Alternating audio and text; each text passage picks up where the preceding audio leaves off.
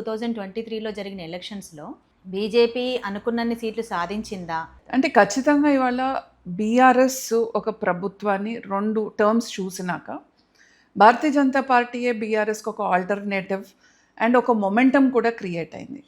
కానీ కొన్ని factors definitely played against అస్. ఏంటి ఆ ఫ్యాక్టర్స్ అని అంటే, ఒకటి మీరు చూసుకుంటే ఇవాళ ఈ రాష్ట్రంలో జరిగిన ఒక అబద్ధ ప్రచారం.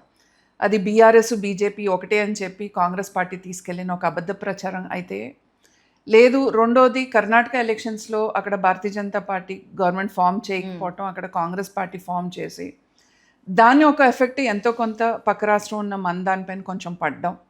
తర్వాత ఉచితాలనే హామీలు ఇచ్చి, ఏదైతే అబద్ధపు హామీలు ఇచ్చి వాళ్ళు అధికారంలోకి వచ్చి కూర్చున్నారో, ఆ గ్యారంటీలు కానివ్వండి, లేకపోతే కొన్ని ఇచ్చిన హామీలు కానివ్వండి, ఇవన్నీ definitely played a major role. So అందుకని భారతీయ జనతా పార్టీ ఆల్టర్నేటివ్ అవ్వాల్సింది. అనుకున్నన్ని సీట్లు రాకపోవటానికి డెఫినెట్‌గా ఈ కొన్ని కారణాలని నేనైతే